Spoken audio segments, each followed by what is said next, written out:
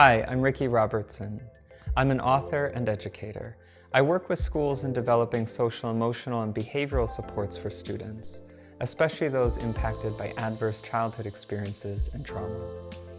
In this session, I'm going to discuss a whole school approach to supporting students' well-being, mental health, and resilience.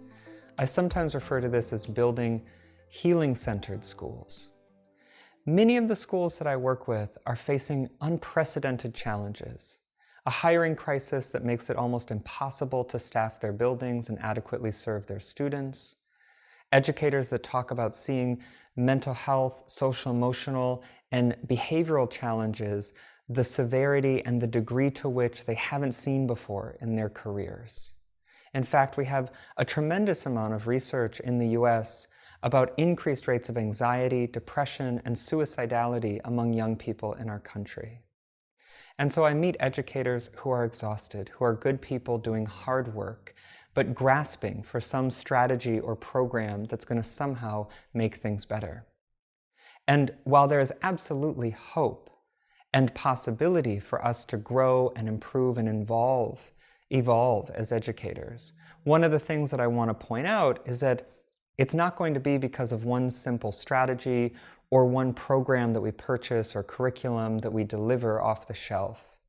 That for us to truly heal and for us to improve and grow as a system, it is not about strategies as much as it is about developing effective systems. Strategies don't transform schools, effective systems do. And by systems, I mean teams, teamwork, and evidence of impact. So working in a building where you and your colleagues, you have one another's back, you're able to collaborate together effectively, you're able to have tough conversations and identify which students are benefiting, which ones aren't, how can we address challenges, and also taking time to celebrate our successes. So it isn't so much about a program as much as it is about a process. The schools that I work with that are the most effective at addressing the social, emotional, behavioral, and academic needs of their students implement what's sometimes referred to as a multi-tiered system of support.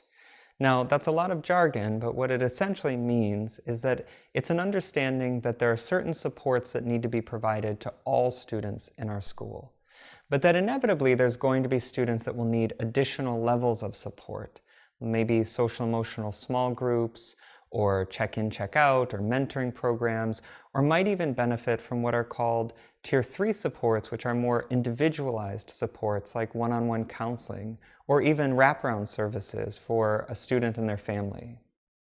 Now, even with implementing this multi-tiered system of support, there can still be challenges that schools face, especially if they skip over creating strong Tier 1 or school-wide supports for their students.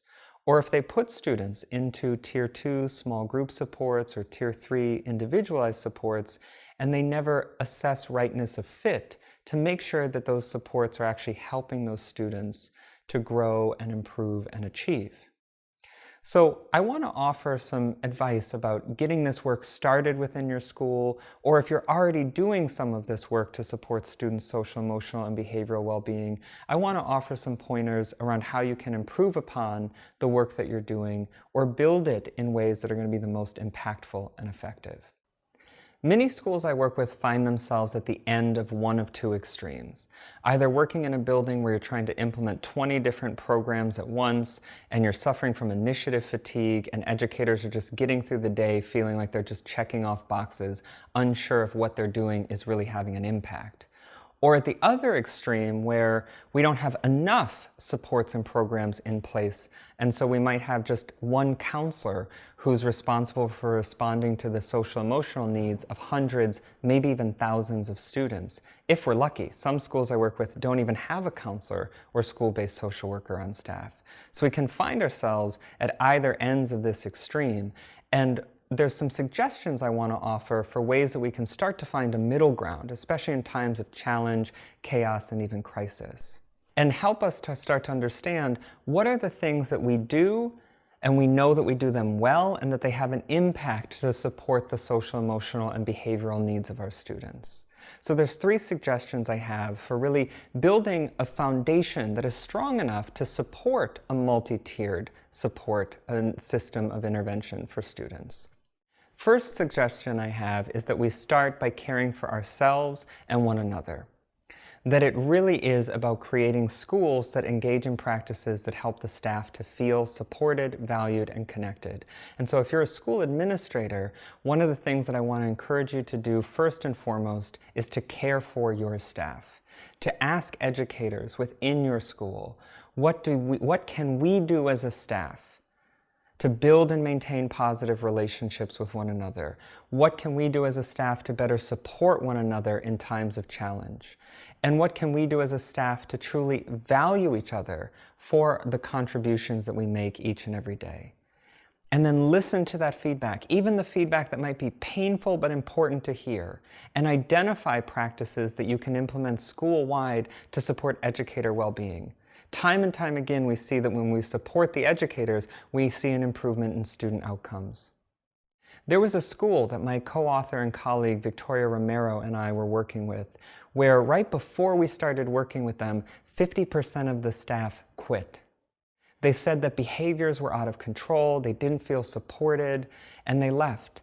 And the 50% who stayed, a lot of them weren't very happy because they stayed because they couldn't find jobs elsewhere. And that's when my colleague Victoria and I started to work with that school. And one of the first things we did is we asked the teachers, what do you need for yourselves? What do you need from one another? What do you need from your administration to feel more supported? And we identified specific practices that they said would help them to not only feel supported, but to be more effective at supporting their students. And we implemented those practices over the course of the school year. And at the end of the school year, we surveyed the staff.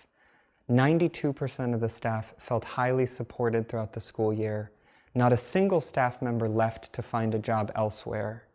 And we saw improvements in students' academic, behavioral, and even attendance outcomes, even though all we focused on that year was meeting the needs of the educators.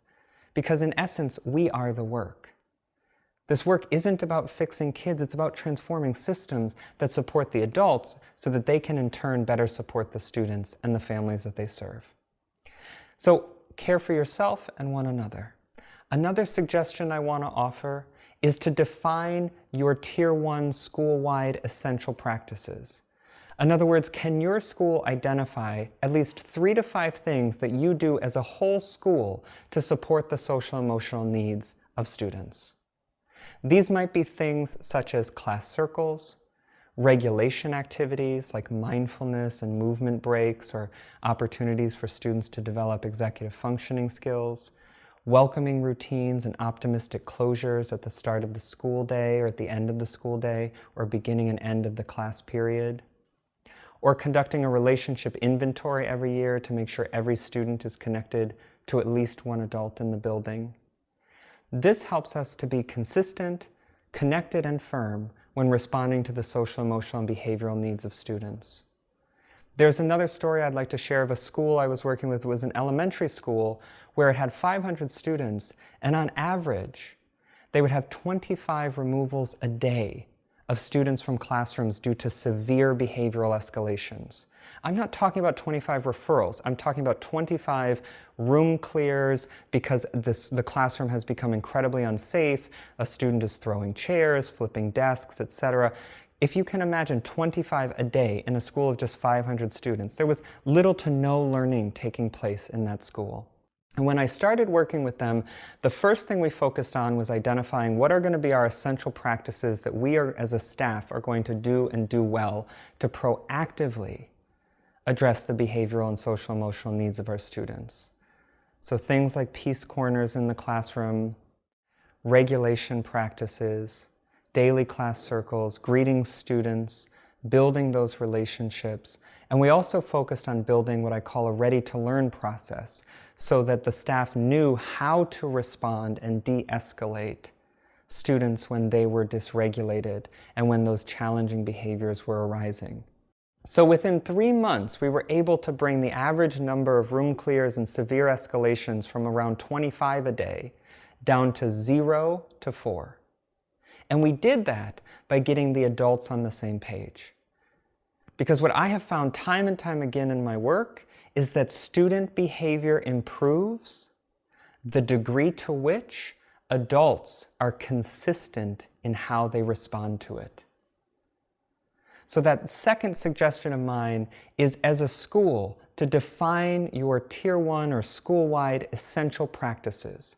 At least 3 to 5 things you will do as a whole staff to support students' social, emotional, and behavioral needs.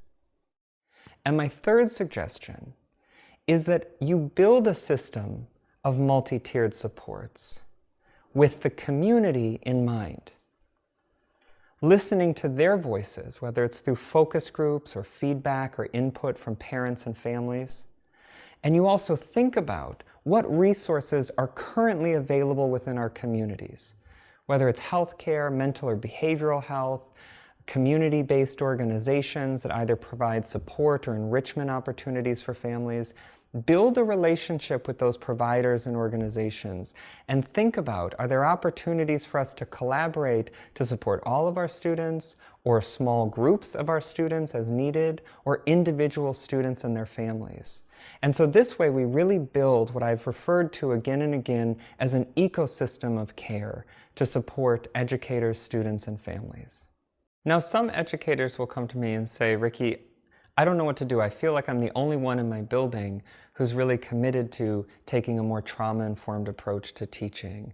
Or I feel like I need to figure out how to build some buy-in among my staff and my colleagues because we're so overwhelmed. So how do we begin this work? Start small.